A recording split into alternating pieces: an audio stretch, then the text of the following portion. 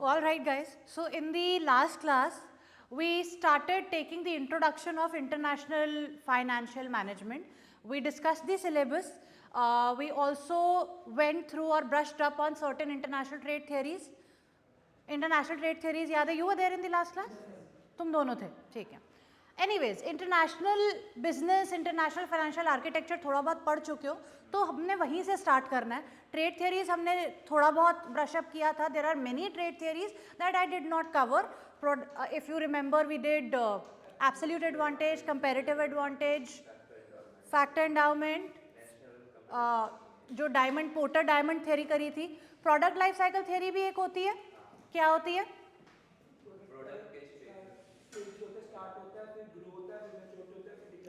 तो वो international trade theory कैसे बनी? जो एक्सपोर्टर होता है स्टार्टिंग में, हाँ, लास्ट में वो इम्पोर्टर हो जाता है. वो लास्ट में इम्पोर्टर हो जाता है. सो जो एक्सपोर्टर होता है वो इम्पोर्टर हो जाता है, करेक्ट. सो जो इन कंट्रीज हैं जहाँ पे R&D इन्वेस्टमेंट बहुत होता है और इनोवेटिव प्रोडक्ट्स पहले बनते हैं, for example America. So most technically advanced और सॉफ्टवेयर बेस्ड एडवांस टेक वहाँ पे आता है पहले, and then eventually it travels into other countries, right. तो जैसे जैसे धीरे धीरे और कंट्रीज डेवलप होने लगती है, वो सॉफ्टवेयर वो टेक्नोलॉजी वहाँ आने लगते हैं, राइट. एंड इवेंचुअली वो कंट्री जहाँ पे ये डेवलप हुआ था वो इम्पोर्टर बन जाता है और वो और नए इनोवेटिव प्रोडक्ट्स में लग जाते हैं. That is product life cycle theory. Anyways, there is this case that I although I mean थोड़ा सा टाइम अब अपने पास कम है, लेकिन रीड करो, फटाफट रीड करो, and we'll discuss this case. Case based question आ सकते हैं एग्जाम में, और ये बहुत ही सिंपल केस है. I am just going to give you a flavour of case solving होती कैसे, और इवेंचुअली हम एक्सटेंसिव केसेस भी करेंगे. So this company Blades Inc. Incorporations, और it wants to expand internationally. Readable है? सब रीड कर रहे हैं? ओके.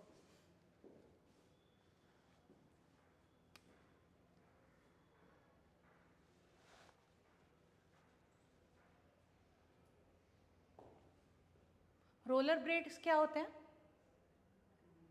नहीं पता? रोलर ब्लेड्स स्केट्स होते हैं, जो वो एक तो ना एक लाइन में 4 वाले स्केट्स जो होते हैं. स्केट्स तो पता है ना, स्केट्स का एक टाइप होता है. हाँ,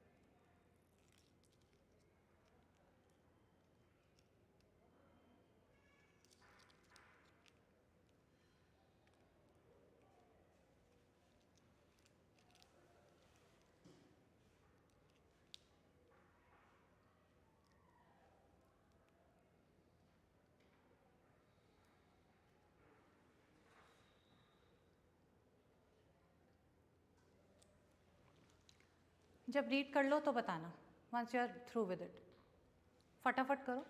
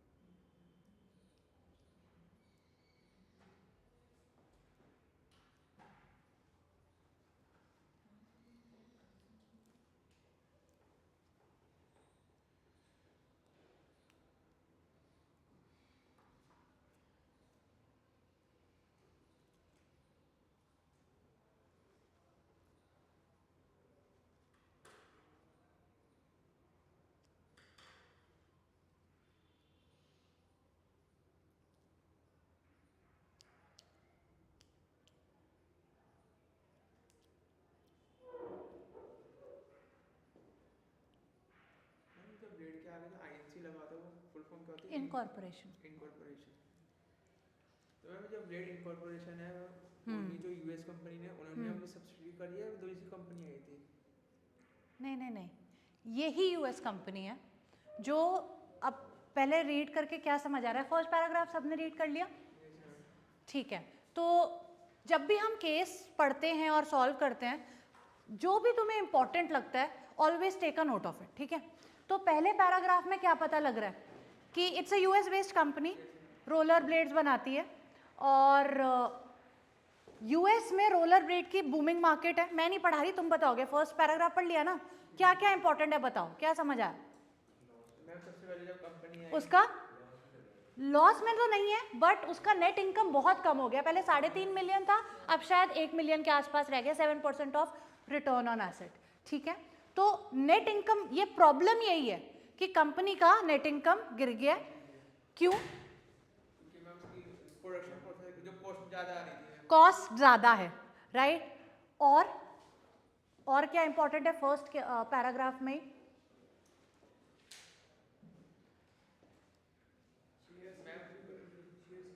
शेयर, हाँ, शेयर की वैल्यू गिर गई है, ये भी एक प्रॉब्लम है। नेट इनकम गिर गया है, शेयर की वैल्यू गिर गई है, शेयर होल्डर बोल रहे हैं भाई कुछ करो, ठीक है? वो और प्रोडक्ट्स बनाने को बोल रहे हैं, ठीक है? और एक इसमें ये भी है कि it but the price it charges are among top 5% in the industry. मतलब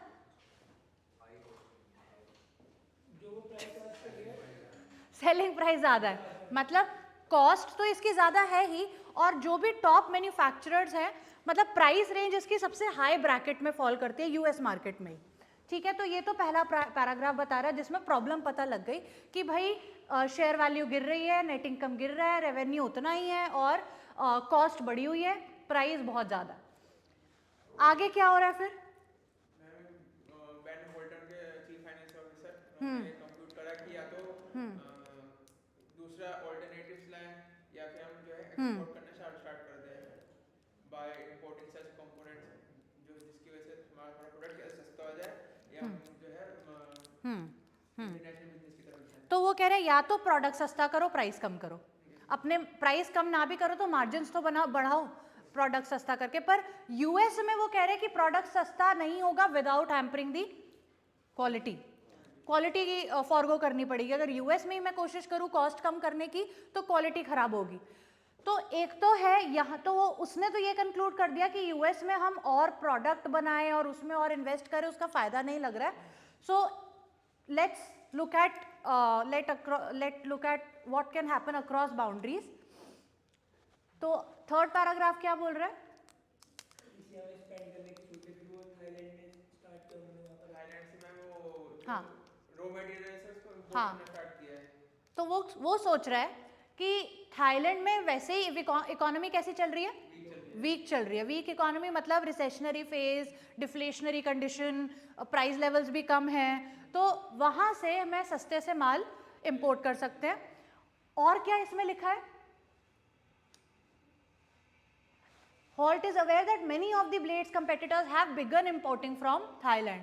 मतलब जो उसके competitors हैं वो भी थाईलैंड से import कर रहे हैं, तो मतलब proof of concept तो है कि लोग वहाँ से import कर रहे हैं, तो कुछ तो फायदा उन्हें लग रहा होगा, right? आगे लास्ट पैराग्राफ में क्या क्या इंपॉर्टेंट है?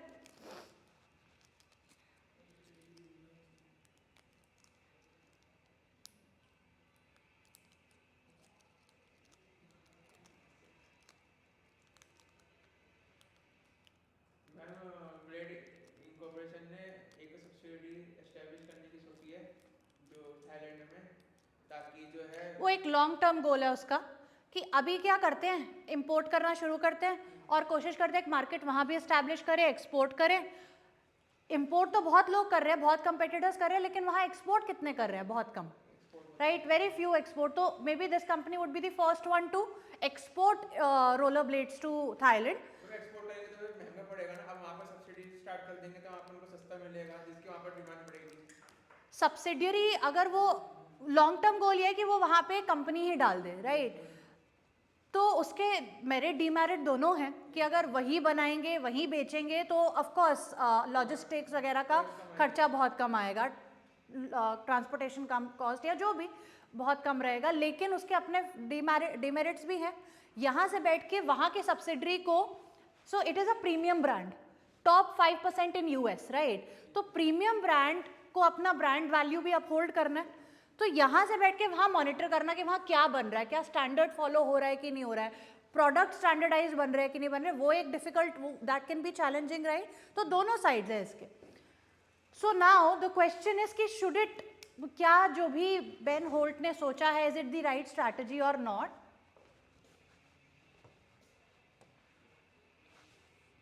ओके, तो हमने केस डिस्कस कर लिया, अब क्वेश्चंस डिस्कस करते हैं. आई थिंक ये रीडेबल उतना नहीं है, मैं बताती हूँ. First is what are the advantages blades could gain from importing from and exporting to foreign countries such as Thailand. तो पहले तो मेरिट्स बताओ इस सोल्यूशन के जो बेन होल्ट ने निकाला है, उसके मेरिट्स क्या हैं, एडवांटेजेस क्या हैं? कॉस्ट कटिंग सबसे, हाँ बोल. प्राइसेस पे जो रॉ मटेरियल्स मिल रहे हैं, और एक नई मार्केट मिल रही है उनको, थाईलैंड एक्सपेंड करना. ओके ओके, और कोई एडवांटेज? ओके, सो सबसे इम्पॉर्टेंट उसका जो प्रॉब्लम था एट हैंड, नेट इनकम कम हो गया, शेयर वैल्यू कम हो रही है, तो कॉस्ट किसी तरह कम करेगा तो यूएस मार्केट में भी बेटर एक्सपैंड कर पाएगा, या तो मार्जिन बढ़ेगा या वो प्राइस कम करके एक और मार्केट वहाँ पे कैप्चर कर सकता है, राइट? तो वो एक मेजर एडवांटेज है. दूसरा, एक थाईलैंड में कोई रोलर ब्लेड्स नहीं बेच रहा, उसने, आपने अगर पढ़ा तो उन्होंने बोला था फर्स्ट मूवर एडवांटेज कि वहाँ पे बन भी नहीं रहे ऐसे, वो अभी the country is in its infancy, मतलब एक इन्फेंट स्टेज पे, इट इज इमर्जिंग. अभी वहाँ पे इतने हाईटेक इनोवेटिव प्रोडक्ट्स और मतलब ऐसे टाइप के नीश प्रोडक्ट्स नहीं आए हैं, तो it can have a first mover advantage, export करना शुरू कर सकता है. तो ये एडवांटेजेस हो गए. Now what are some of the disadvantages to this, short run में और लॉन्ग रन में? Implementation issue. ओके, मतलब क्या हमने अपॉर्चुनिटीज की बात की, हमें रिस्क की बात करनी है कि importing from Thailand, exporting to Thailand, in plan it sounds good, but what can be the risk, what can be the challenges Ben Holt can face?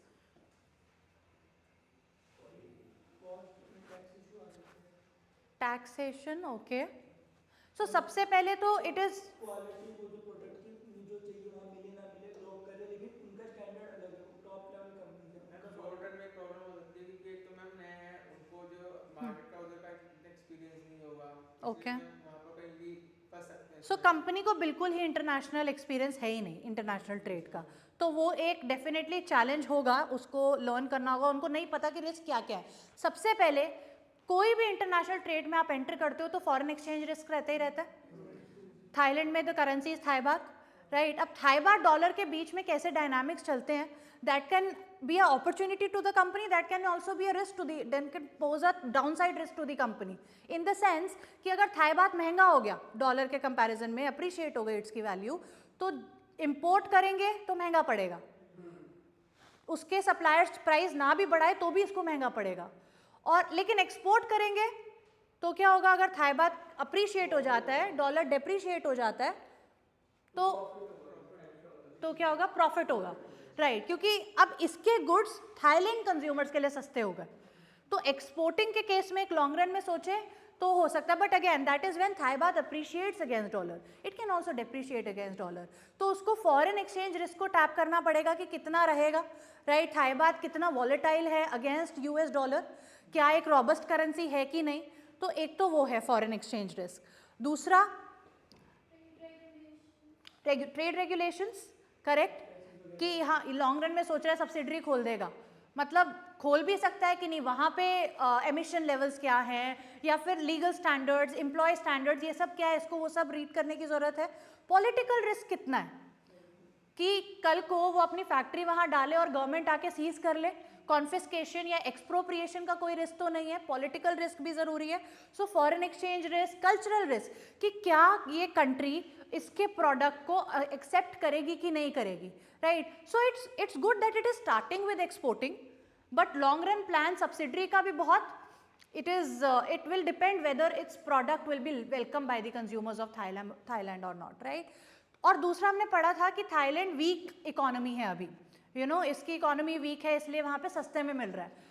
It can also get better, right, मतलब अभी recession चल रहा है तो हो सकता है eventually inflation आ जाए, थोड़ा इकोनॉमी और बेटर हो जाए, जो भी है इकोनॉमी ग्रो कर जाए, so that can again affect the cost, right. तो कॉस्ट लेवल्स भी वॉलेटाइल हो सकते हैं, एक्सचेंज रेट तो वॉलेटाइल रहेगा ही रहेगा, और लॉन्ग रन में political risk, legal risk, regulations, इसको भी स्टडी करना ज़रूरी है, राइट। सो ये कुछ रिस्क चैलेंजेस हो गए। Is there anything else that you want to add to it?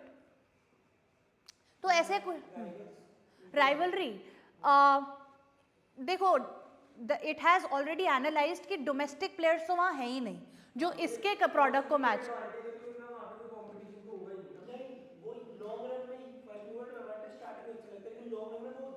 Product replicate हो सकता है।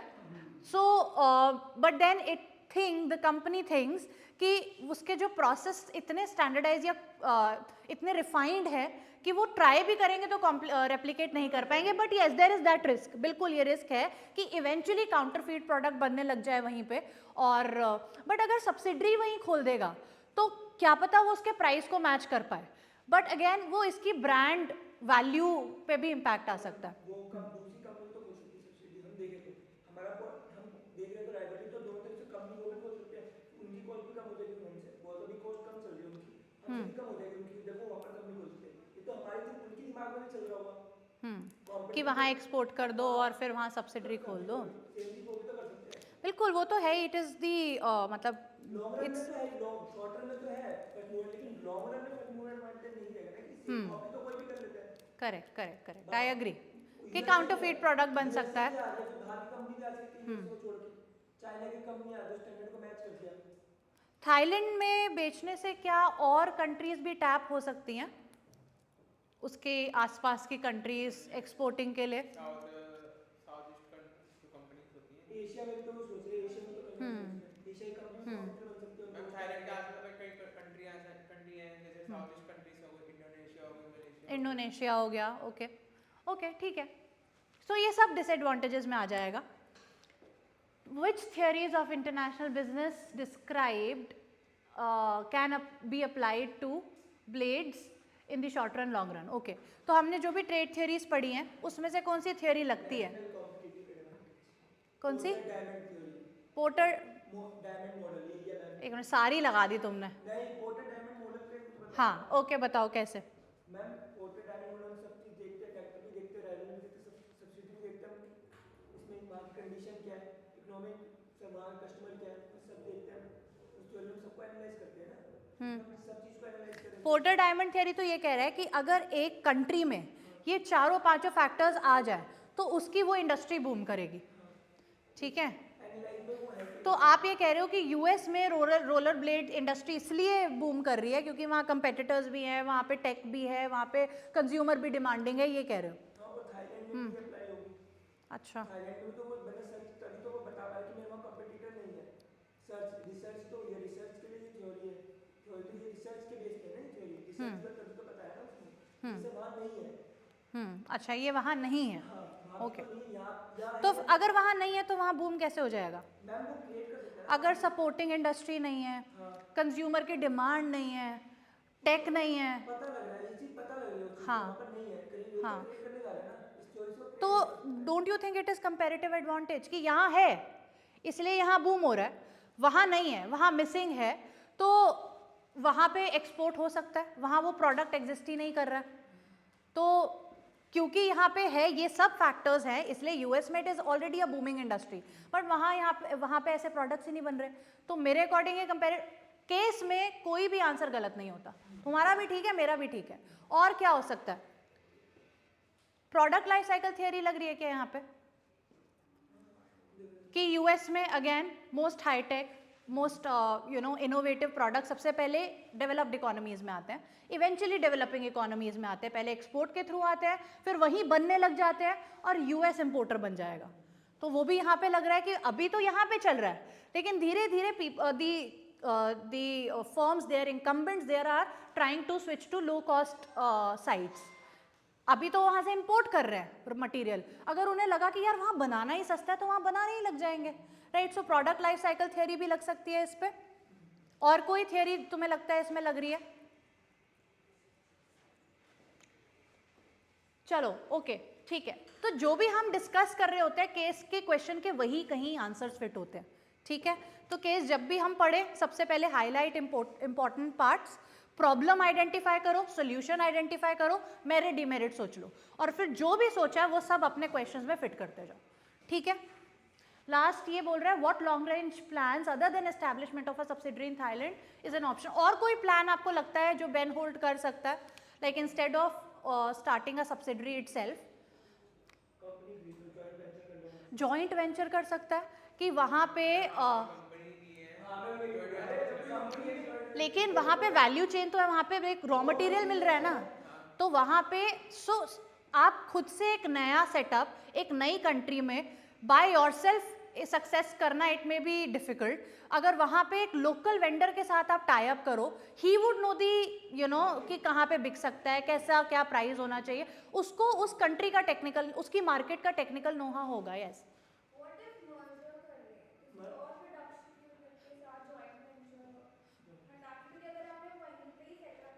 हाँ, बात एक ही है। जॉइंट वेंचर हो गया, तुम इट इज़ लाइक कॉन्ट्रैक्चुअल और एक टाइम बेस्ड होता है, और तुम कह रहे हो कि एक कंपनी के साथ मर्जर करके, सो बात एक ही है, मतलब कॉन्सेप्ट वही है कि you tie up with a local manufacturer और अ लोकल वेंडर, और उसके साथ you setup a production unit और मार्केट।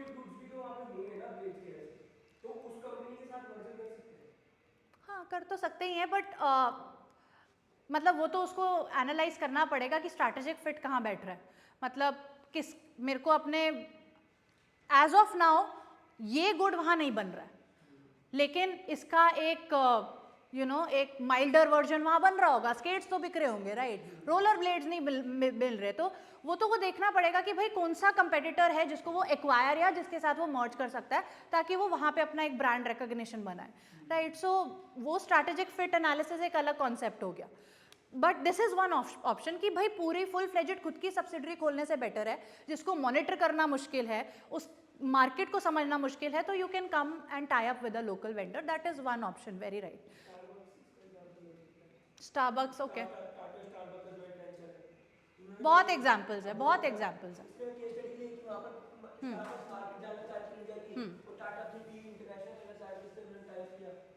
राइट, यही चीज करना चाह रहे हैं, सेम ही चीज खुद को वहाँ स्टारबक्स सीधा आता तो नहीं, लेकिन मैंने टाई अप किया वहाँ के लोकल टाटा के साथ, ये भी तो वहाँ के local tie up joint venture कर सकते हैं, राइट राइट राइट। तो you can also quote examples to your answers, that makes your answers even better, ठीक है? तो ये तो बहुत ही सिंपल केस था, आगे हम थोड़े से और एक्सटेंसिव डेटा ड्रिवन केसेस भी करेंगे। Now I come to the international monetary system, जो हमने लास्ट क्लास में थोड़ा बहुत शुरू किया था। इंटरनेशनल मॉनेटरी सिस्टम बेसिकली एक फ्रेमवर्क है कि व्हेनेवर वी ट्रेड इंटरनेशनली तो पेमेंट्स कैसे होते हैं, एक्सचेंज रेट कैसे डिटर्मिन होते हैं, it comprise everything related to payments cross border, कि मीडियम ऑफ एक्सचेंज क्या है क्रॉस बॉर्डर, एक्सचेंज रेट कैसे डिटर्मिन हो रहे हैं, all of that. We discussed about 1875. Oh, sorry, we discussed about gold standard. Okay. So gold standard 1875 onwards, it became a reality for most of the countries in globe. Gold standard क्या था? 3 rules थे इस standard के. पहला, gold will be the unrestricted coinage, भाई कितना भी आप गोल्ड के कॉइन्स बना सकते हो. दूसरा, वैल्यू ऑफ गोल्ड फिक्स्ड और पेग्ड टू करेंसी.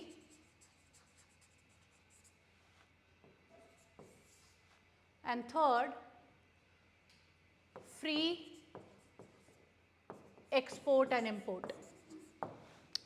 3 रूल्स थे कि पहला तो gold has unrestricted coinage. Gold is the only metal जिसके साथ आप मतलब it's the only medium of value for international trade of exchange. ठीक है, अगर आपको इंटरनेशनली पेमेंट करना है तो आप गोल्ड के थ्रू करोगे. ठीक है. दूसरा, हर कंट्री अपनी करेंसी को गोल्ड के साथ पैक कर रही थी. तो एक फिक्स रेट बनाया कि if dollar is equal to 35, 1 ounce of gold is equal to $35, so that will remain fixed, which means कि कोई भी चाहे यूएस का सिटीजन या बाहर का सिटीजन $35 देगा तो फेडरल रिजर्व उस सिटीजन को उसके कन्वर्जन में क्या देगी? 1 ounce ऑफ गोल्ड. राइट. तो फ्री कन्वर्टेबिलिटी करेंसी की और गोल्ड की इन अ फिक्स्ड रेशियो. ठीक है, फिक्स्ड रेट है और उसके बीच में फ्री कन्वर्टेबिलिटी है. गवर्नमेंट मना नहीं कर सकती. गवर्नमेंट ने कोई रिस्ट्रिक्शन नहीं है इसमें, कितना भी गोल्ड आ जाए वो डॉलर कन्वर्ट करके दे देगी, कितना भी डॉलर आ जाए वो गोल्ड कन्वर्ट करके दे देगी. This is the guarantee that government gives. ठीक है, तभी वो फिक्स्ड एक्सचेंज रेट रिजीम चलेगा. अगर आज बोलती है गवर्नमेंट कि हाँ मैं इस रेट के हिसाब से तुम्हें गोल्ड दूंगा और हफ्ते बाद वो रेट चेंज कर देती है तो वो फिक्स्ड नहीं रहा. राइट. सो फिक्स्ड एक्सचेंज रेट रिजीम वही होगी जहां पे करेंसी की वैल्यू फिक्स रहेगी. और थर्ड है कि जब गोल्ड मूव होगा एक्सपोर्ट इंपोर्ट की वजह से तो उस गोल्ड पे कोई रिस्ट्रिक्शन नहीं है, उस गोल्ड पे कोई एम्बार्गोज नहीं है, आप कोई कोटा नहीं लगा सकते, आप कोई टैरिफ नहीं लगा सकते. ठीक है, ये तो ये 3 रूल्स थे. हर कंट्री का जो मनी सप्लाई था that was somewhere linked to the gold reserve the country had. Gold reserve ज्यादा होंगे तो वो पैसा ज्यादा छाप सकती है, कम होंगे तो वो कम छाप सकती है, क्योंकि money has to be backed by gold. कोई भी आके डॉलर को गोल्ड में कन्वर्ट करा सकता है. राइट. तो इतना भी मत छाप दो कि कल को अगर बहुत लोग आ गए कन्वर्ट करने के लिए और अब तुम्हारे पास गोल्ड ही नहीं है तो तुम्हें उस हिसाब से ही गोल्ड के रिजर्व्स के हिसाब से मनी रिजर्व्स रखने पड़ेंगे. और दूसरा हमने ये किया था कि सारी करेंसीज जब गोल्ड से पेग हो जाएंगी तो आपस में भी करेंसी पेग हो गई. राइट. कि अगर एक ounce of gold is equal to 6 pounds and 1 ounce of gold is equal to 12 francs, तो पाउंड और फ्रैंक्स के बीच में क्या रेट हो गया? 1 pound is equal to 2 francs. Right. और अगर ये है और मार्केट में रेट कुछ और चल रहा है तो वो भी ऑटोमेटिकली करेक्ट हो जाएगा. ये भी हमने पूरा प्रोसेस किया था. लास्ट चीज हमने इसमें की थी that there is something known as price specie flow mechanism. वो क्या बोलता है?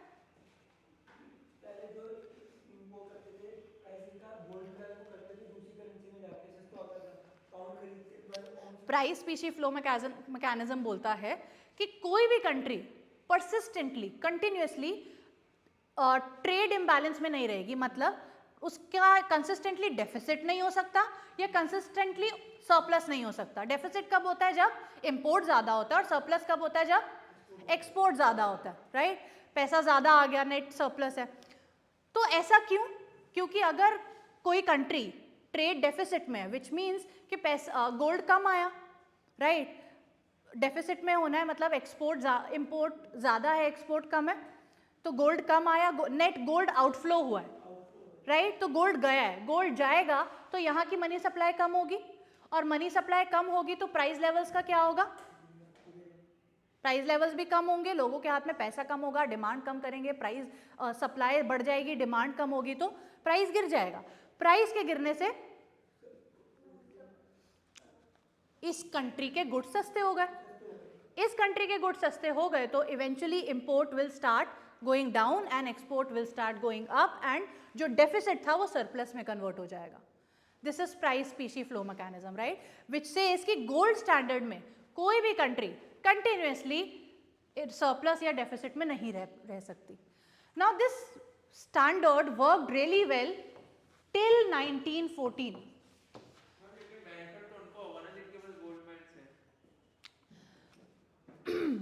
यू आर राइट कि जिनके पास गोल्ड रिजर्व ज्यादा है वो, देखो हमेशा से ही gold has been the wealth of any nation, ठीक है, जिसके पास ज्यादा है वो रिच है, जिसके पास अबंडेंस है वो रिच है, बट जिसके पास ज्यादा है उसकी करेंसी की वैल्यू बेटर हो जाती है।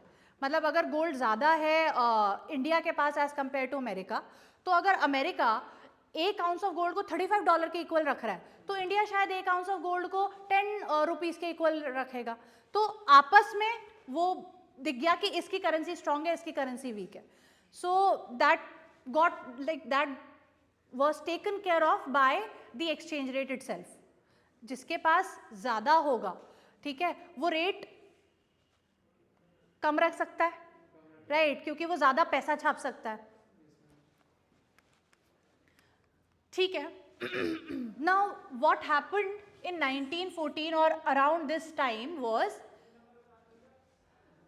Country started getting into war. अब गोल्ड के साथ है कि कितना भी हो नेचुरल रिसोर्स है, स्कैर्स तो रहेगा ही।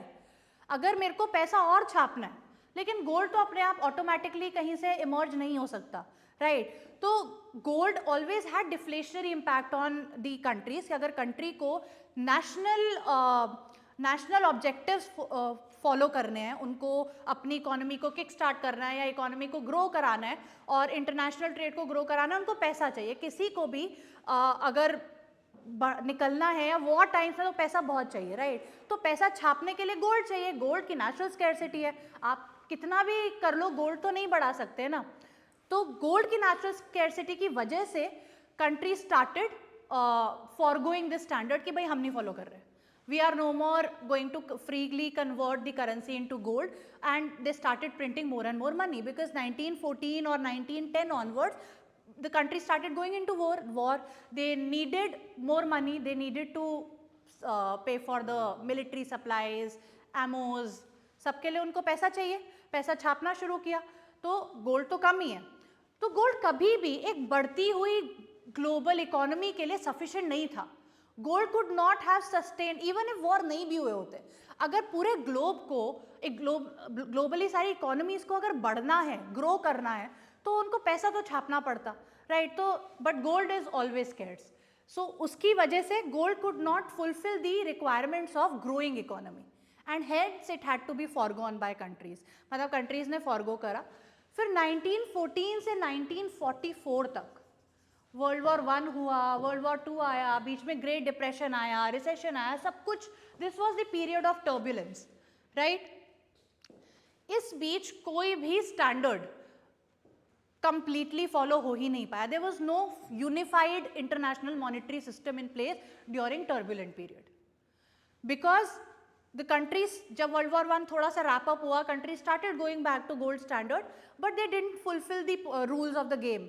मतलब they were not letting the money supply get impacted by the gold inflows and outflows. They were following gold sterilization policies. Gold sterilization policy मतलब कि गोल्ड नहीं भी आ रहा है तो भी वो पैसा छाप रहे हैं, और गोल्ड आ रहा है तो भी वो कम ही पैसा छाप रहे हैं। So they were not letting the gold impact the money supply, right? So gold standard came back during this time, but it was being followed only in facade. मतलब सरफेस लेवल, ऊपर ऊपर पे फॉलो हो रहा था, जो उसका actual rules है वो फॉलो नहीं हो रहे थे किसी भी कंट्री में। सो इस पीरियड में there was no particular regime that we can name कि ये फॉलो हुआ एंटायर ग्लोब में, that, and there were lot of predatory depreciation. हर कोई चाह रहा था कि मेरी करेंसी की वैल्यू कम हो जाए ताकि मेरा ट्रेड बढ़ जाए। Everybody was following beggar Dai neighbour policy कि भाई you want to import less and export more. Everybody was promoting export, discouraging imports. हर कोई export ही करना चाह रहा था, import कोई नहीं करना चाह रहा था, because everybody wanted money, right? So this period no particular system followed, and in 1944 with the conclusion of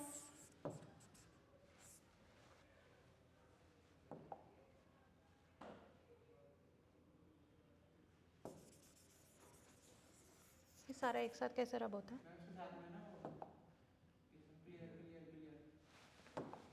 ठीक है, ओके.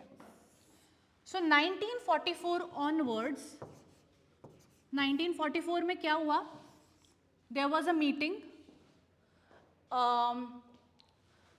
कुछ if you remember इस ईयर में IMF बना था, गैट जो आगे चल के WTO हो गया, general agreement of trade and tariff, ये रैटिफाई हुआ था, इंटरनेशनल मॉनेटरी फंड. सो वो एक मीटिंग थी ब्रिटेन वुड्स में जो हुई among various member countries, and they come to a conclusion कि अब क्या करना है, what monetary system do we need to follow from here onwards. So they came to, तो दो प्रपोजल्स आए. एक यूके प्रपोजल आया कीन्स का, और एक यूएस के रिप्रेजेंटेटिव ने प्रपोजल दिया, रॉबर्ट वाइट करके उन प्रोफेसर का नाम था. जॉन मारियार्ट कीन्स तो आप सबने सुना होगा, Keynesian economics. So he gave this proposal.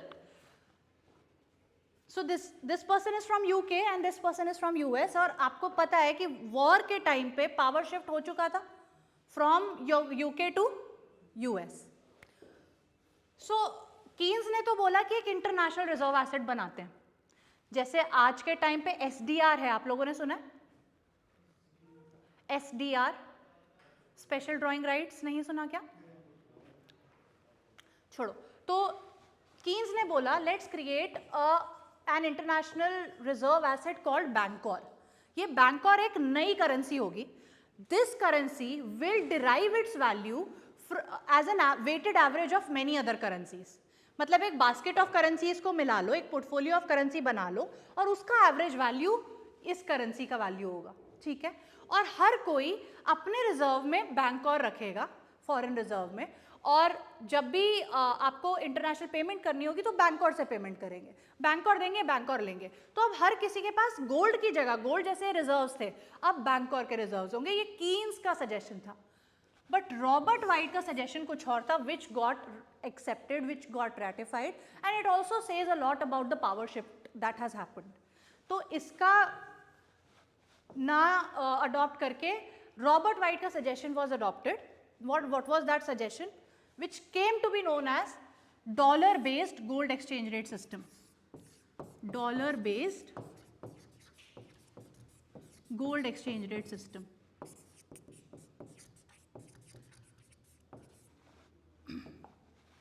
So in this Bretton Woods system or dollar based gold exchange rate system, what happened was कि सिर्फ एक डॉलर था that was freely convertible into gold at a fixed rate. मतलब dollar ने gold को आपके साथ pegging कर ली कि भाई $1 is equal, sorry $35 is equal to 1 ounce of gold. पहले डॉलर ने गोल्ड के साथ की, फ्रैंक ने गोल्ड के साथ की, पाउंड ने गोल्ड के साथ की, रुपी ने गोल्ड, सबने अपना अपना रेट बनाया गोल्ड के साथ, और सारी ही गवर्नमेंट ने बोला कि भाई मैं इस रेट के हिसाब से गोल्ड को कन्वर्ट करने को रेडी हूँ, तो मेरी करेंसी लाओ, मैं गोल्ड दूंगी. ठीक है, तो ये तब था. अब क्या है कि सिर्फ डॉलर है freely convertible into gold, and every other currency was pegged to, चाहे वो पाउंड हो गया, रुपी हो गया, फ्रैंक हो गया, तब फ्रैंक था. तो ये सारी जितनी भी करेंसीज है, they were all pegged to dollar. सबने अपनी रेट को डॉलर पे फिक्स किया, और dollar was freely convertible into gold, कि सिर्फ फेडरल रिजर्व रेडी है, डॉलर दो, इस रेट पे गोल्ड दूंगा. No other country is officially stating a rate gold के लिए. ठीक है,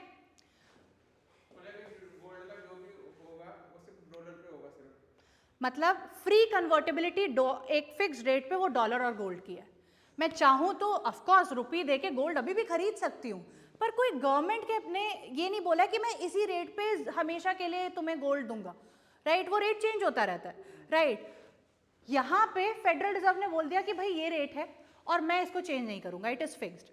और सबने अपनी अपनी करेंसी डॉलर पे पेग कर दी। मतलब अब हर किसी के पास गोल्ड तो चलो एक रिजर्व एसेट है ही और हमेशा रहेगा भी, लेकिन डॉलर एक एडिशनल रिजर्व एसेट हो गया। मतलब अगर किसी के पास डॉलर है तो it is as good as any other foreign reserve. Gold है वो भी अच्छा है, डॉलर है वो भी अच्छा है, क्योंकि डॉलर को भी गोल्ड में कन्वर्ट करा सकते हैं फेडरल रिजर्व के पास जाके, राइट? सो पहले जैसे सिर्फ gold was the foreign reserve, now dollar and gold became the foreign reserve. ठीक है, इससे फायदा क्या हुआ कि गोल्ड का जो डिफ्लेशनरी इंपैक्ट था वो कम हो गया, क्योंकि अब गोल्ड के साथ एक कंजंक्शन पे हमने करेंसी उठा ली। कोई भी कंट्री डॉलर में भी ट्रेड पेमेंट कर सकती थी, राइट? अरब को ऑयल बेचना है, ठीक है, डॉलर दो, ऑयल लो, राइट? पेट्रो डॉलर सुना होगा आपने कि अरब का सारा ऑयल हमेशा डॉलर में ही ट्रेड होता है, डॉलर्स के ही लेते हैं वो किसी से भी। So now international trade started happening in terms of dollar। फायदा ये हुआ कि डिफ्लेशनरी इंपैक्ट खत्म हो गया। दूसरा, अगर आप डॉलर अपने किटी में रखोगे तो इंटरेस्ट रेट भी मिलेगा। गोल्ड रखने से गोल्ड उतना ही रहेगा, क्योंकि आपने तो फिक्स कर रखा है ना, गोल्ड की वैल्यू बढ़ी नहीं रही। लेकिन अगर आप डॉलर रखोगे तो dollar being a currency, dollar based, dollar denominated securities रखोगे तो इंटरेस्ट रेट तो मिलेगा, डॉलर को बैंक में रखोगे तो भी इंटरेस्ट रेट मिलेगा। So now this reserve currency also started earning income for the country. ठीक है, ये सब फायदे थे। नाउ नुकसान क्या था? So there was professor Robert ट्रिफिन,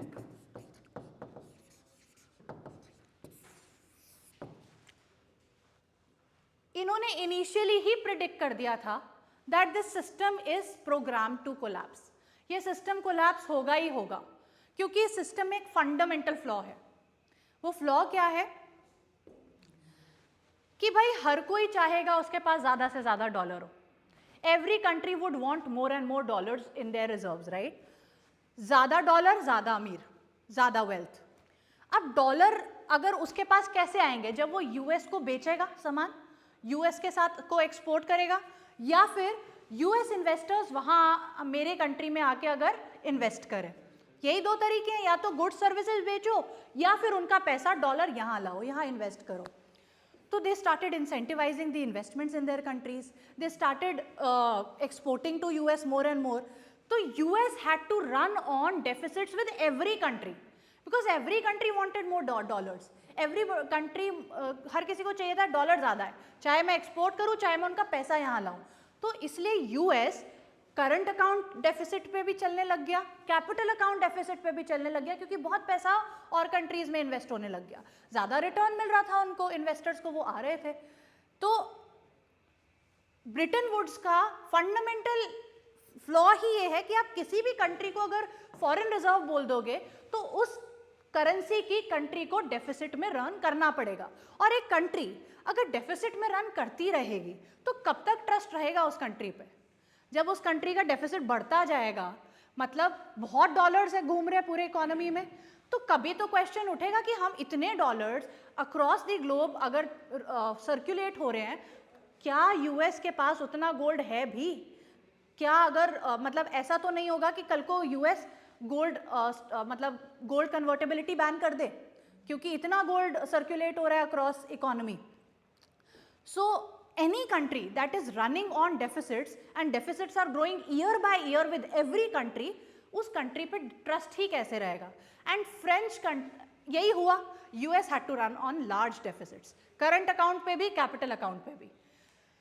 और French government was the first one to bell the cat. This was the first country कि भाई उसको लगा कि पता नहीं कल को ये गोल्ड में कन्वर्ट कर पाए या ना कर पाए, वो चली गई अपने सारे डॉलर रिजर्व्स लेके कि मुझे गोल्ड दो। और धीरे धीरे एवरी कंट्री स्टार्टेड रियलाइजिंग कि there may be a problem, right? There may be this problem कि कल को फेड बोले कि नहीं कर रहा, इस रेट के हिसाब से नहीं कर रहा, राइट? तो हर कोई तो डॉलर इसीलिए रख रहा था ना, क्योंकि dollar was a substitute to gold. तो अगर डॉलर के हिसाब से वो गोल्ड मिलेगा ही नहीं तो फायदा क्या है? सो सब हर कोई आ गया डॉलर को कन्वर्ट कराने के लिए, and that's when US had to do something. और यूएस ने सबसे पहले everyone tried to save the Bretton Woods system। कैसे ट्राई किया, क्या एफर्ट्स लगाए? John F Kennedy was the president back then in US, और उसने एक टैक्स लगाया known as interest equalisation tax. Interest equalisation tax का मतलब ये था कि कोई भी यूएस इन्वेस्टर अगर बाहर की सिक्योरिटी खरीद रहा है तो उसको एडिशनल टैक्स देना पड़ेगा। मतलब बाहर फॉरेन सिक्योरिटी कोई कब खरीदेगा, जब उसे बाहर इन्वेस्ट करना है। वो इन्वेस्ट क्यों कर रहा है, क्योंकि वहां पे रिटर्न बेटर मिल रहा है, लेकिन उसको यहाँ टैक्स देना पड़ जाएगा। अगर वहां 10% कमा रहा है और यहाँ अगर 3% टैक्स दे रहा है तो उसको नेट तो 7% ही मिल रहा है। सो इंटरेस्ट इक्वलाइजेशन टैक्स लगा दिया ताकि पहले तो कैपिटल डेफिसिट, हमारा कैपिटल अकाउंट वाला डेफिसिट कम हो, लोग जो यहाँ से पैसा ले ही जा रहे हैं, लोन ले ही जा रहे हैं, वो डॉलर का आउटफ्लो कंटेन हो। पर कुछ खास फर्क नहीं पड़ा, करंट अकाउंट का डेफिसिट बढ़ता ही जा रहा था। Then came something known as Smithsonian agreement.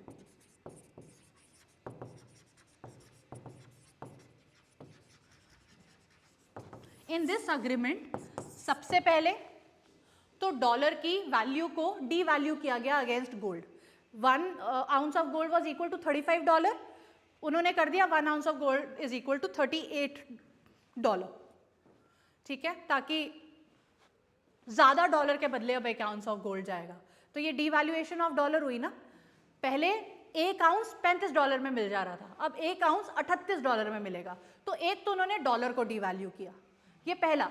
दूसरा, the other currencies were revalued against dollar. Dollar को डिवैल्यू किया और करेंसीज को रीवैल्यू किया। ऑब्वियस है ना कि कोई भी कंट्री का अगर बीओपी डेफिसिट में चल रहा है, मतलब वो कंट्री इंपोर्ट ज्यादा कर रही है, उसके पैसे बाहर ज्यादा जा रहे हैं, तो उस कंट्री की currency is bound to devalue, bound to depreciate, उसकी वैल्यू घटेगी, राइट? क्योंकि एक्सपोर्ट कम है, इंपोर्ट ज्यादा है। Everybody is demanding foreign currency, मतलब यूएस सिटीजन को चाहिए कि भाई दूसरी करेंसी चाहिए ताकि वो खरीद पाए वो goods.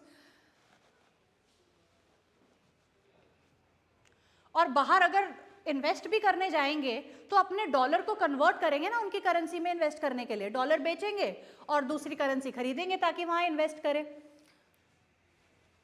So dollar was bound to devalue. ये तो था, अगर डेफिसिट बढ़ रहा है तो डिवैल्यूएशन तो होना ही था, तो उसने कर दिया। डिवैल्यूएशन रिवैल्यूएशन तभी होता है जब गवर्नमेंट करती है, डेप्रिसिएशन अप्रिसिएशन तब होता है जब market forces of demand and supply करते हैं। ठीक है, बट अगर एक कंट्री डेफिसिट में रहेगी तो डेप्रिसिएट तो होगी उसकी करेंसी। सो डॉलर डिवैल्यू हुआ और करेंसीज उसके अगेंस्ट रिवैल्यू हुई। और तीसरा,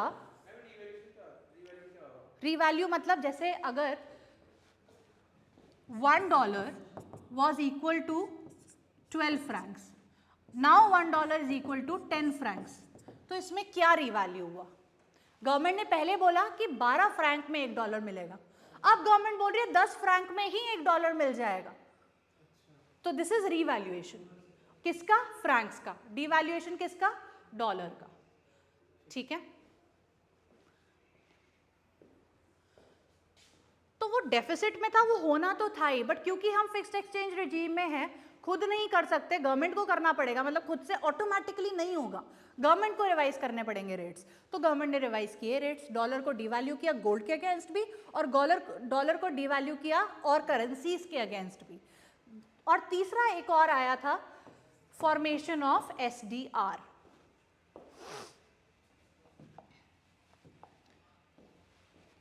SDR also known as special drawing rights. This is जो जॉन कीन्स का सजेशन था ना कि एक इंटरनेशनल रिजर्व करेंसी बना लो, SDR is that international reserve currency. It's on the same concept, IMF की करेंसी है SDR। मतलब SDR अगेन इसकी value is formed as a portfolio of various currency, value from the portfolio of various currency। 5 currencies हैं, dollar, pound, euro, yuan, येन। ये 5 currency का weighted average बन के SDR की वैल्यू बनती है। मतलब अगर किसी के पास SDR है तो उसके पास 30% ऑफ डॉलर इतना है, 20% ऑफ यूरो इतना है। You are understanding? So this is an alternative international reserve asset जो बना है कि भाई डॉलर से पेमेंट करने की जगह आप SDR के थ्रू भी पेमेंट्स कर सकते हो। Although SDR never took pace, मतलब SDR जिस ऑब्जेक्टिव से आया था वो ऑब्जेक्टिव फुलफिल नहीं हो पाया। इट इज ये प्रेजेंट डे में भी एक करेंसी है। इंटरनेशनल मॉनेटरी फंड ने करेंसी बनाई है SDR, स्पेशल ड्राइंग राइट्स, कि अगर किसी कंट्री को SDRs खरीदने हैं तो ये जो भी रेट चल रहा होगा उस हिसाब से SDR खरीद सकता है और उस SDR को यूज करके इंटरनेशनल पेमेंट कर सकती है। तो एक इंटरनेशनल करेंसी है, किसी कंट्री की नहीं है, इंटरनेशनली। और क्योंकि ये 5-6 करेंसी की वैल्यू बन के इसकी वैल्यू बनती है, तो जो एवरेज है तो एवरेज ज़्यादा स्टेबल होता है, वॉलेटिलिटी कम होती है। ठीक है, अगर डॉलर बढ़ भी गया तो और करेंसीज हो सकता है घट जाए और वैल्यू फिर एवरेज आउट हो जाए। So because it is a combination of 5-6 currencies, it is more stable, more reliable, less volatile. But SDR का ऑब्जेक्टिव ये था कि एक ऑल्टरनेटिव इंटरनेशनल रिजर्व एसेट बन जाए, जैसे गोल्ड है, डॉलर है, ऐसे SDR हो जाए, ताकि जो गोल्ड का प्रेशर और डॉलर पे प्रेशर है वो कम हो और थोड़ा सा बढ़ जाए। लेकिन इट नेवर टुक पेस, मतलब उसके अदर और रीजंस हैं कि क्यों SDR उतना पॉपुलर नहीं हुआ या जो उसका ऑब्जेक्टिव था वो फुलफिल नहीं हुआ। But this was yet another suggestion in Smithsonian agreement. समझ आया? सब कुछ हुआ कि ब्रिटेन वुड्स बच जाए, बट नहीं बचा। इवेंचुअली थोड़ा टाइम के लिए कंटेन कर पाए वो इम्पैक्ट को, but again US ran into deficits and eventually Bretton Woods regime had to completely been given off, और 1973 में आया फ्लेक्सिबल एक्सचेंज रेट रिजीम।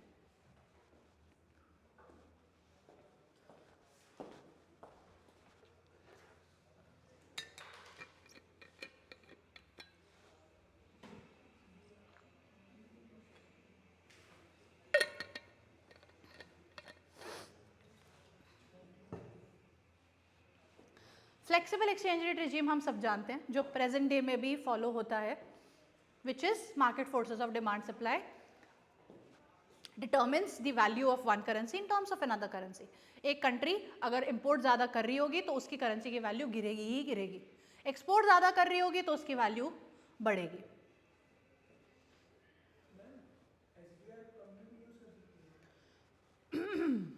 हाँ, इंटरनेशनल पेमेंट है तो ये country level reserve asset, companies इसको सोर्स नहीं कर सकती।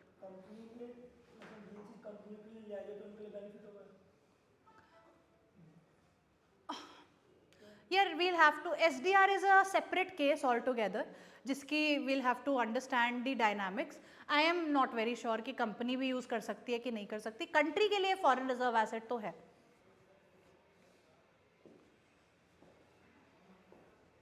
So flexible exchange rate regime is being followed till present day in most of the countries.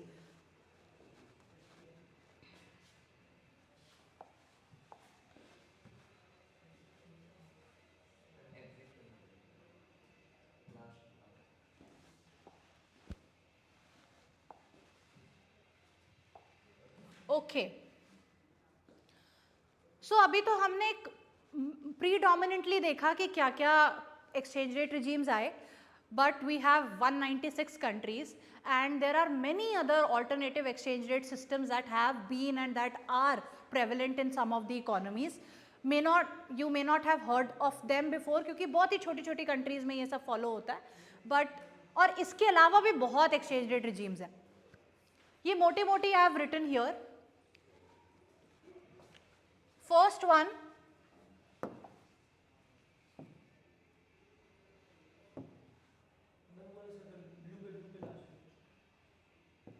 okay. So these are alternative exchange rate regime, like apart from flexible exchange rate regime, full float, और क्या क्या regimes है जो अभी या तो prevalent है या पहले prevalent थी कभी। First is no separate legal tender, also known as dollarization. इसको हम यूरोइजेशन भी बोल सकते हैं।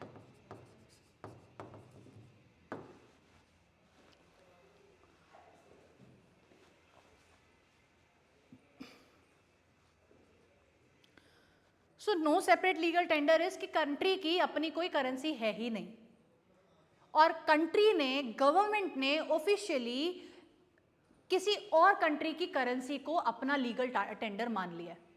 That is no separate legal tender, मतलब खुद की कोई करेंसी नहीं है, या थी तो उसको it is not being utilised any more, and currency of another country is being used as a separate legal tender, कि भाई ऑफिशियली मेरी करेंसी डॉलर है। जैसे पैनामा में आज तक पैनामा की खुद की करेंसी होगी, लेकिन पैनामा में डॉलर भी उतना ही प्रेवलेंट है। सो डॉलराइजेशन तब जब कोई यूएसडी को अपनी करेंसी मान ले ऑफिशियली, यूरोइजेशन हुआ जब कोई यूरो को अपनी करेंसी मान ले, येनाइजेशन होगा जब कोई येन को अपनी करेंसी मान ले। So there have been examples of dollarisation. Zimbabwe, Zimbabwe went for dollarization once. It has now de-dollarized, but there was a time for good 15-20 years Zimbabwe was on full dollarization. Dollar accept कर लिया। हाँ, अपनी legal currency, और अपनी currency को separate currency थी but it was not prevalent. Usage क्या, medium of exchange ही डॉलर बन गया, यूएसडी बन गया। अब ये क्यों होता है, उससे क्या फायदे होते हैं, इफ यू कैन डिस्कस कि why would a country go for dollarisation?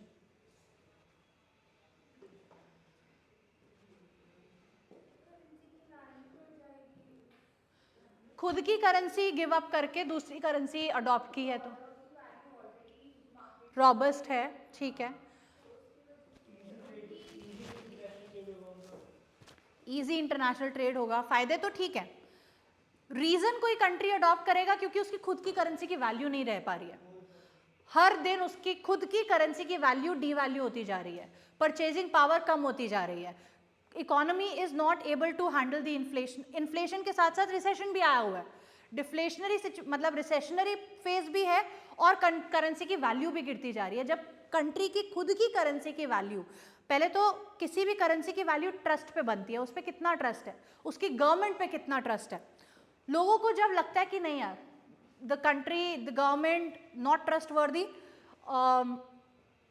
Purchasing power domestically और ग्लोबली जब गिरती जाती है करेंसी की, दैट्स व्हेन लोग खुद ही स्विच करना शुरू कर देते हैं। लोग खुद ही अपनी करेंसी को डॉलर में कन्वर्ट करा के बैठ गए कि ठीक है, मेरी करेंसी की वैल्यू तो गिर रही है बट डॉलर की तो अपहोल्ड है ना, डॉलर की है, so they will get it converted as soon as. तो अगर मुझे लगेगा कि इसकी वैल्यू कल ही गिर जाएगी, लेट्स से मुझे लगता है कि भाई इन्फ्लेशन लेवल्स इतने ज़्यादा हैं कि आज अगर एक ब्रेड का पैकेट 100 में मिल रहा है और मुझे पता है कल 110 में मिलेगा, तो मैं क्या करूँगी, आज ही खरीद लूँगी, सबके सब आज ही खरीद लेंगे, और जब सबके सब आज ही खरीद लेंगे तो फिर इवेंचुअली प्राइस तो बढ़ेगा ही ना। सेल्फ फुलफिलिंग प्रोफेसी, अगर मैं एक्सपेक्ट कर रही हूँ कि महंगा होगा, महंगे के चक्कर में उस हिसाब से एक्ट कर रही हूँ कि आज ही खरीद रही हूँ, सब आज खरीदने आ गए तो प्राइस बढ़ जाएगा, वैल्यू ऑफ करेंसी गिर जाएगी। सो करेंसी की वैल्यू ट्रस्ट पे बनती है, लोगों की एक्सपेक्टेशंस पे बनती है। अगर लोग एक्सपेक्ट कर रहे हैं कि वैल्यू गिरेगी तो वैल्यू गिरेगी ही। क्या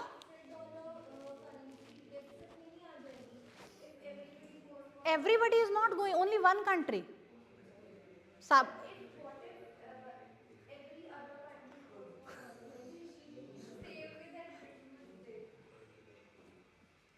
ये तो बहुत ही मतलब, but it is not permanent ना, उसके बाद तो हर एक कंट्री को अपना खुद की इकोनॉमी डेवलप करनी थी, इस वजह से लाइक वाई वुड एनीवन गो, मतलब ऐसा थोड़ी है कि सबके सब कंट्रीज बर्बाद ही हो रही है।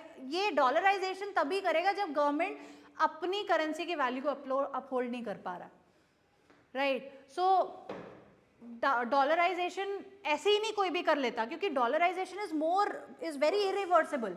एक बार कर लिया, डी डॉलराइज करना बहुत मुश्किल है। Yes exactly, this is the extreme end of the continuum.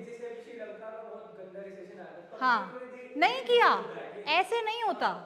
So basically हम क्या कर रहे हैं भाई, एक साइड पे फिक्स्ड है, फिक्स्ड एक्सचेंज रेट रिजीम है, एक फ्लेक्सिबल है। ये फिक्स्ड का बहुत ही एक्सट्रीम एंड है डॉलराइजेशन। ब्रिटेन वुड्स भी डॉलराइजेशन नहीं था, सबकी अपनी अपनी करेंसी थी, their currency was pegged to dollar and dollar was an international reserve asset.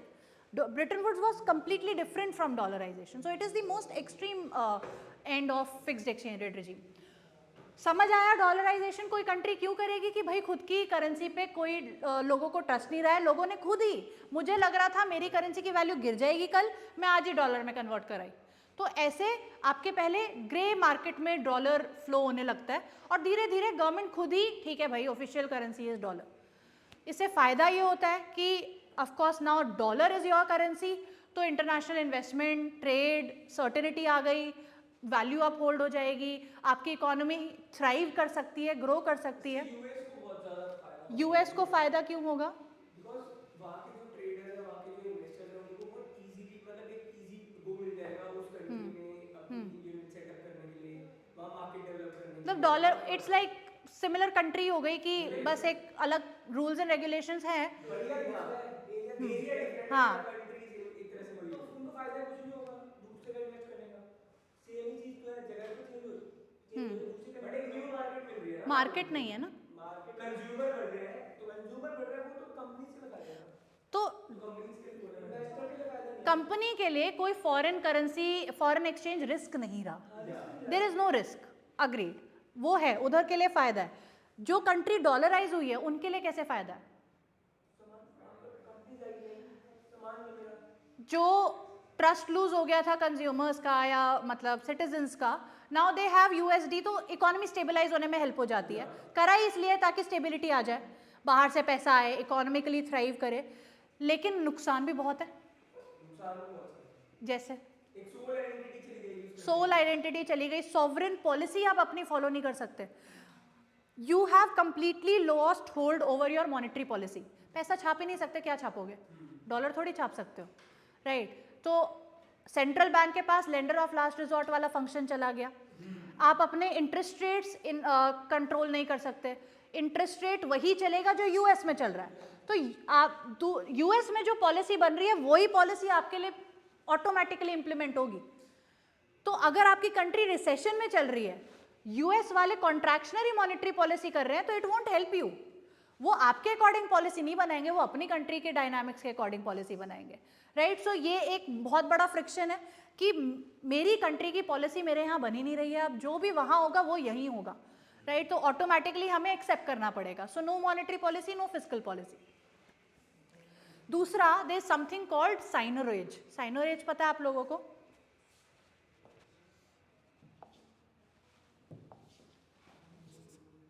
इसकी स्पेलिंग हो सकता है आई माइट, मतलब स्पेलिंग ये नहीं है मुझे पता है, साइनोरेज, ये देख लेना स्पेलिंग। साइनोरेज होता है the profit government makes on minting money. मतलब अगर 200 रुपये का नोट गवर्नमेंट ने छापा और उस नोट को छापने पे 40 रुपये लगे, तो गवर्नमेंट की कमाई हो गई 160 है ना। अगर 40 का कॉस्ट है उस नोट को छापने का और 200 की वैल्यू है उसकी, तो 160। तो ये साइनरेज होता है, profit that any government earns on minting, on printing money. तो loss of seigniorage is another disadvantage of the government. Government का एक बहुत बड़ा रेवेन्यू चला जाता है क्योंकि आप अपनी करेंसी छाप ही नहीं रहे। So loss of seigniorage in case of dollarisation. अगर आप ओवरऑल गवर्नमेंट का रेवेन्यू देखोगे तो उसका 10-15% टाइप ही है। ऐसा थोड़ी है कि हर साल बहुत पैसा छप रहा है, ऐसा नहीं है ना। बहुत पैसा छपा हुआ है जो सर्कुलेट हो रहा है। इनिशियली जब जैसे जैसे छापा तब तब पैसा प्रॉफिट हुआ। तो ये नहीं बोल सकते कि बहुत मेजर रेवेन्यू है, but it is one of the elements for government revenue.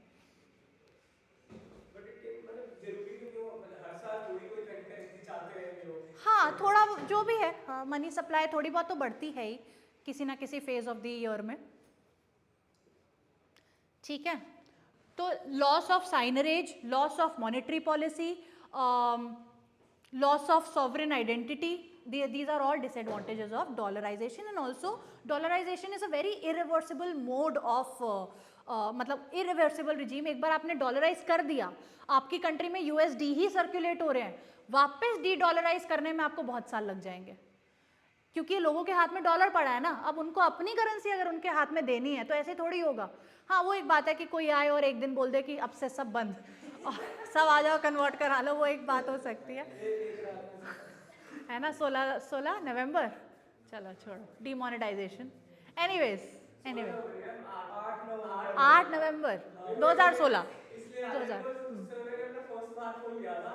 हाँ और वो 8 तारीख को मतलब हाँ 9 तारीख को उनका वो हाँ चालू हो रहा था। 9 तारीख को सुबह सुबह आया था और मैंने हाँ 15,000 रुपए के मतलब दे दिया। 500 के नोट दिए थे। मुझे अच्छे से याद है। बैन होने के बाद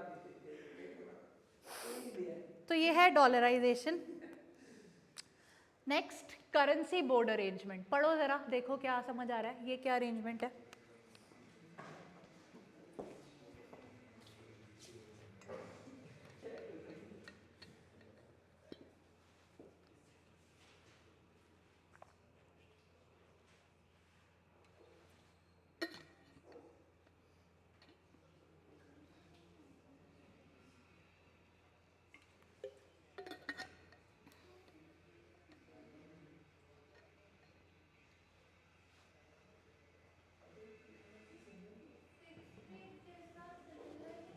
किसके similar? Fixed exchange rate regime के जैसा सिमिलर है। यू आर राइट कि you are pegging your value of your currency against any foreign currency, but आपको एक अलग इंस्टीट्यूट बनाना पड़ेगा, एक कमिटी बनानी पड़ेगी, और इस कमिटी का काम है कि जो गारंटी आप कर रहे हो उसको फुलफिल करना। मतलब अगर आपने रेट फिक्स कर दिया तो आपके यहाँ जो मनी सप्लाई होगा ना, it has to be completely backed by that foreign currency. मतलब अगर let's say 1 Argentine peso, currency board arrangement was adopted once by Argentina. So अगर लेट्स से 1 पीसो $10 के इक्वल है हाइपोथेटिकली, तो अगर 10,000 पीसो छाप रहे हो तो आपको अपने फॉरेन रिजर्व में $1,00,000 रखना पड़ेगा कि कल को कोई भी पीसो लेके डॉलर कन्वर्ट करने आए तो आपके पास उतने डॉलर हो। तो करेंसी बोर्ड अरेंजमेंट में there is a separate committee that is formed and इस कमिटी का काम ही यही है कि फॉरेन रिजर्व्स बैक करके रखो।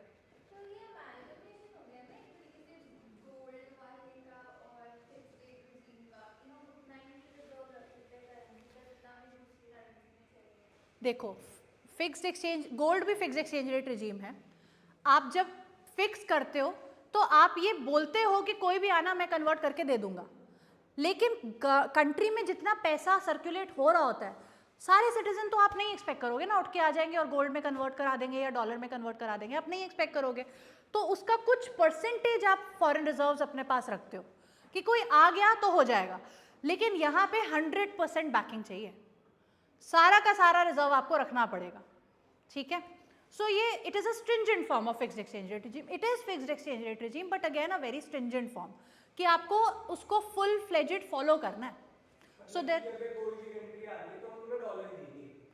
हाँ, कोई भी कंट्री अगर कोई आ रही है दूसरी कंट्री से हमारा ट्रेड हो रहा था, हम उसको डॉलर ही देंगे, चाहे हमारे हाँ, अगर मैंने डॉलर के साथ पैक करा हुआ है तो मेरे पास उतने डॉलर पहले तो होने चाहिए जितने मेरी कंट्री में मेरी करेंसी फ्लोट हो रही है, दैट्स वन, और आपकी पेमेंट दूसरी कंट्री के साथ डॉलर में होंगी, राइट। अगर किसी कंट्री को मुझे अगर इंडिया में वैसे ही करोड़ के हिसाब से 10,000 रुपए देने हैं, एक रुपए को मतलब 1 रुपए सॉरी 100 रुपए अगर हम देखें तो $3 है, तो उस हिसाब से मैं डॉलर नहीं पे करूंगा मुझे जो भी तेरा अमाउंट हो। पर एसेंस ये है कि गवर्नमेंट के पास कोई भी आए, चाहे उसका खुद का सिटीजन आए या ग्लोबली कोई भी आए और इंडिया के पास रुपी लेके आए, तो वो जो भी उसने रेट लगाया हुआ है उस हिसाब से उसको डॉलर दे देगा, फ्री कन्वर्टेबिलिटी। ठीक है, और उसको फुलफिल करने के लिए उसने एक कमेटी बना दी, करेंसी बोर्ड। अब इसमें भी बात यही है कि अगर आपकी currency is 100% backed by foreign currency, जब जितनी भी करेंसी आपकी इकोनॉमी में सर्कुलेट हो रही है उसके अगेंस्ट आपके पास फॉरेन रिजर्व डॉलर का रिजर्व पड़ा है, तो आपकी गवर्नमेंट के पास बहुत सारा डॉलर का रिजर्व पड़ा है और बहुत सारा डॉलर का रिजर्व वही इंटरेस्ट अर्न कर रहा होगा जो यूएस में चल रहा होगा, राइट। तो इनडायरेक्टली ये मॉनेटरी पॉलिसी यहाँ भी पास ऑन हो जाती है। भाई गवर्नमेंट जितना कमाएगी उसी हिसाब से आपको फंड्स आगे देगी, राइट, और वही इंटरेस्ट रेट्स इवेंचुअली आपकी इकोनॉमी में पास ऑन हो जाएंगे। तो जैसे डॉलराइजेशन में तो direct pass on off monetary policy था, करेंसी बोर्ड में भी जो ऑटोनॉमी है मॉनेटरी पॉलिसी की, ऐसा नहीं है कि एग्जिस्ट ही नहीं करती, बट बहुत कम है। आप ऐसे ही मनी सप्लाई नहीं बढ़ा सकते, मनी मिंट नहीं कर सकते, क्योंकि आपको फॉरेन रिजर्व चाहिए, और क्योंकि आपके पास इतना फॉरेन रिजर्व होने की रिक्वायरमेंट है, तो जो इंटरेस्ट वहाँ बन रहा है वही इंटरेस्ट आपकी इकोनॉमी में भी चल रहा है। सो मॉनेटरी पॉलिसी की ऑटोनॉमस और नहीं है, अब कंप्लीटली ऑटोनॉमस नहीं है। इंडायरेक्ट वे में डॉलराइजेशन है, इंडायरेक्ट वे में उसको रिड्यूस कर जाएगा थोड़ा सा। मतलब देख, डॉलराइजेशन तो बहुत अलग कॉन्सेप्ट है कि आपकी खुद की करेंसी का कोई वजूद नहीं है, यहाँ पे है लेकिन बैकिंग डॉलर से ऐसा है। कम है, मतलब बहुत कंपैरिजन में रिड्यूस कर दो उसकी स्टिफनेस को डॉलर। हाँ, स्ट्रिंजेंसी को कम कर दिया है, ये भी फिक्स्ड ही है, वो भी फिक्स्ड एक्सचेंज रेट रिजीम। सिर्फ मैं वो तो सिर्फ डोमेस्टिक के लिए था डॉलराइजेशन, डोमेस्टिक को इंटरनेशनल के लिए भी सिर्फ इंटरनेशनल के लिए है। हाँ करेक्ट, वहाँ तो डोमेस्टिक मीडियम ऑफ एक्सचेंज भी डॉलर हो गया। ओके, बाकी तो नॉर्मल है, conventional peg, crawling peg, manage float, free float. So conventional peg is normal peg कि भाई I have pegged my currency, क्या हो गया इसमें हंसने वाली क्या बात है? Okay, conventional peg is I have fixed the value of my currency against another currency. ऐसा नहीं है कि 100% बैक कर रही हूँ मैं उसकी फॉरेन रिजर्व्स को, ठीक है, I will keep some foreign reserves, but I am not backing it with 100% money supply, जितना भी पैसा सर्कुलेट हो रहा है। Next is crawling peg. Crawling peg होता है कि आपने एक रेट फिक्स किया अगेंस्ट अदर करेंसी, लेकिन आप उस रेट को रिवाइज कर सकते हो। अगर आपकी कंट्री का ट्रेड सरप्लस चल रहा है उस करेंसी के अगेंस्ट, तो आप उसको अपवर्ड रिवाइज कर सकते हो, और अगर डेफिसिट चल रहा है तो उसको आप डाउनवर्ड रिवाइज कर सकते हो। तो क्रॉलिंग फ्लोट इज कि है तो फिक्स, लेकिन थोड़ा थोड़ा चेंज आप कर सकते हो, थोड़े थोड़े टाइम पीरियड में उसकी करेंसी की वैल्यू रिवाइज कर सकते हो। मैनेज फ्लोट के, हाँ एक ही बात है। अच्छा, मैनेज फ्लोट में तो फ्री एक्सचेंज रेट है, फ्लेक्सिबल एक्सचेंज रेट है। Manage float is very different from crawling peg, I tell you how. Crawling peg is fixed exchange rate regime, value of currency is fixed against other currency, but the country, the government can revise it थोड़ा बहुत, ठीक है, after certain period वो खुद revise कर सकते हैं। You were saying something? अच्छा, मैनेज, अब ये जो दो सिस्टम है ये free flexible exchange rate regime है। अभी तक जितने भी चार पढ़े वो फिक्स्ड का पार्ट था, most very very stringent, very very rigid, थोड़ा और स्ट्रिंजेंट, बट देन है ये भी पेग मतलब fixed exchange rate regime. Float जहां आ जाए मतलब फ्लेक्सिबल एक्सचेंज रेट रिजीम, मतलब value of the currency is being determined from market forces of demand and supply. अब मैनेज फ्लोट और फ्री फ्लोट में क्या फर्क है? गवर्नमेंट बीच बीच में इंटरवीन कर देती है कि जब बहुत ज़्यादा वॉलेटाइल हो रही होती है करेंसी, तो उन वॉलेटिलिटीज़ को प्रेस करने के लिए थोड़ा बहुत कैप नहीं लगाती, ओपन मार्केट ऑपरेशंस करती है। अगर गवर्नमेंट को लग रहा है कि यार रुपी बहुत डेप्रिशिएट हो गया, तो वो ओपन मार्केट में जाएगी और रुपी खरीदेगी, डॉलर बेचेगी। मतलब फ्री मार्केट में जाके अपनी करेंसी को बाय करेगी ज़्यादा, फॉरेन करेंसी को ऑफलोड करेगी ताकि उसकी डिमांड बढ़े और उसकी वैल्यू बढ़े। मैनेज फ्लोट है कि जब गवर्नमेंट इंटरवीन करती है और प्राइस को चेंज, वैल्यू को चेंज करने की कोशिश करती है। फ्री फ्लोट है जब गवर्नमेंट भी इंटरवीन नहीं करती, ठीक है।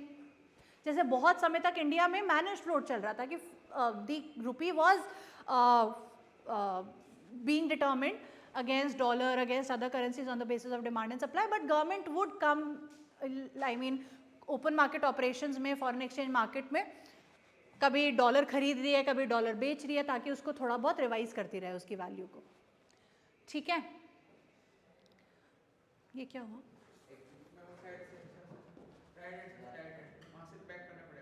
यहाँ से? Okay,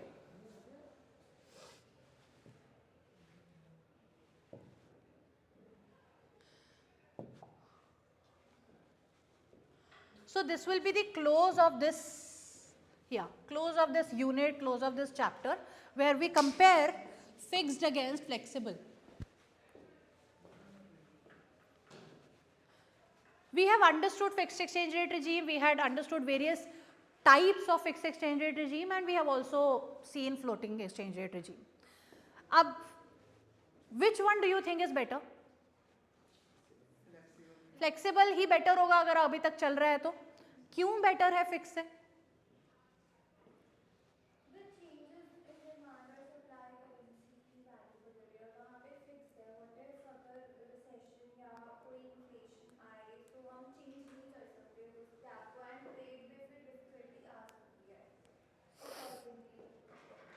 okay, you are right.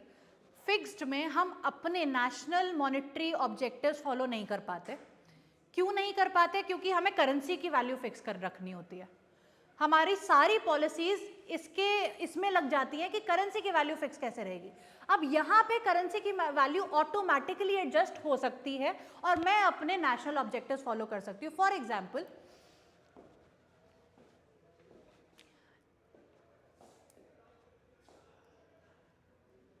okay, this is value of pound in terms of dollar. Let's say ये $1.6 is equal to 1 pound. अगर तो ये फिक्स्ड एक्सचेंज रेट रिजीम है and what happens is US is running on deficits with Britain, ठीक है, और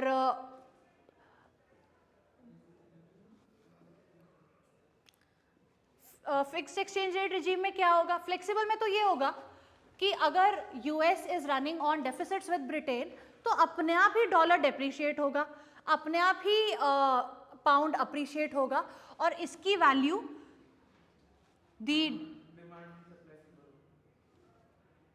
यहाँ क्यों आ रहा? चलो हाँ ठीक है, इसकी वैल्यू 1.6 से 1.8 हो जाएगी। Dollar will depreciate to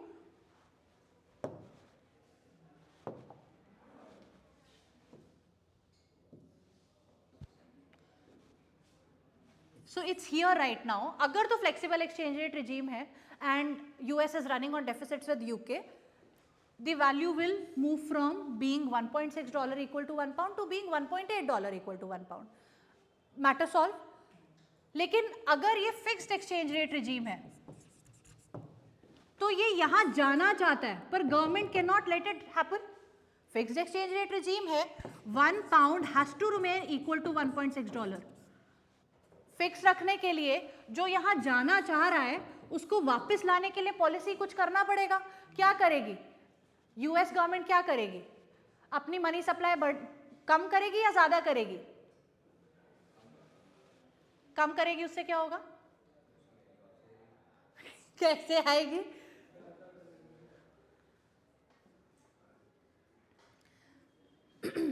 problem क्या है? US is on trade deficits with UK, मतलब यूएस इंपोर्ट ज्यादा कर रहा है, एक्सपोर्ट कम कर रहा है, राइट?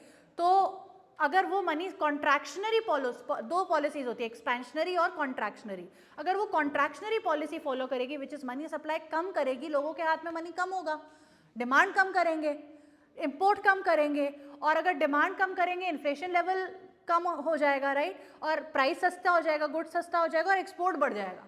तो the government will have to follow contractionary policy. Contractionary policy मतलब इंटरेस्ट रेट बढ़ा दो और लोगों का पैसा महंगा कर दो, थोड़ा सा पैसा उनसे सक आउट कर लो, बॉन्ड्स बेच दो और लोगों से पैसा ले लो, मनी सप्लाई कम कर दो। तो उनको अपनी मॉनेटरी पॉलिसी इसमें लगानी पड़ रही है कि वो कॉन्ट्रैक्शनरी पॉलिसी इसलिए फॉलो करनी पड़ रही है ताकि वो ये जो बढ़ते हुए डॉलर के डेप्रिसिएशन को कंटेन कर पाए to back to $1.6 equal to 1 pound, right? So that's the problem with fixed exchange rate regime. Just to maintain the peg, you have to follow the policies. You have to, frame the policies to maintain the peg. आपको interest rates, levels उस हिसाब से रखने पड़ेंगे ताकि आपके peg disturb ना हो, आपका fixed exchange rate disturb ना हो। और अगर हो गया तो उसको वापस लाने के लिए भी you will have to follow some policies, चाहे वो fiscal हो या monetary हो।